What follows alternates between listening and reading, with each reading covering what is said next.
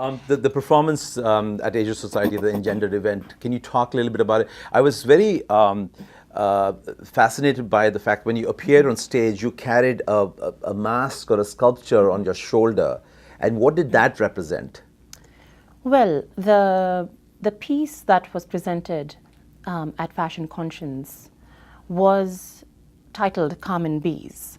And the title comes from this thematic view of Kurukulla, or the Red Tara, as we also know her, who is the Buddhist goddess. And she, being the all-bewitching power, is meditated upon by the devotee.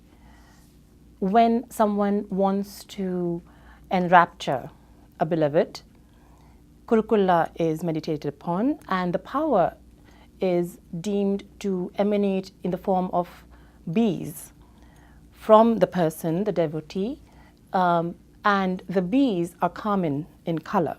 Now, the mask that I was carrying for that show represented the beloved, and me as a performer is the one seeking the beloved and meditating and seeking the power of Kurukulla, because she bestows upon you that bewitching power that she herself embodies. Excuse me.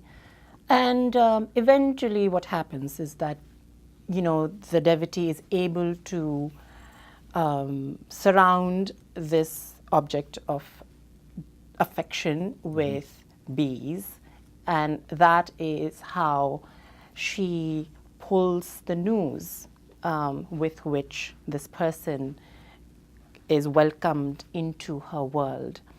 So the mask really represents the other, but the other and the devotee become one, just as in meditation you become one with that object upon which you meditate. Did you choreograph the piece yourself? Yes, I did choreograph the piece myself, and it was initially actually choreographed for the Indo-American Arts Council's Erasing Borders Festival. Right. And the title Erasing Borders was very interesting to me because living in the contemporary society, having been trained in classical Bharatnatyam, and really having a vision for this art form, I am crossing a lot of borders. I am experimenting, but with reason, within reason. And with Common Bees, what I had done was I had used a piece that was meant for a male deity, but nowhere does it say that it is addressed to a male deity. And I used it for Kurukulla in order to show her iconography, her beauty, her power, her sensuality, and all of that. So it on many levels, for me, it erased certain borders. And as a performer, as you know, we are always constantly challenging ourselves, and that becomes the soul of our work eventually.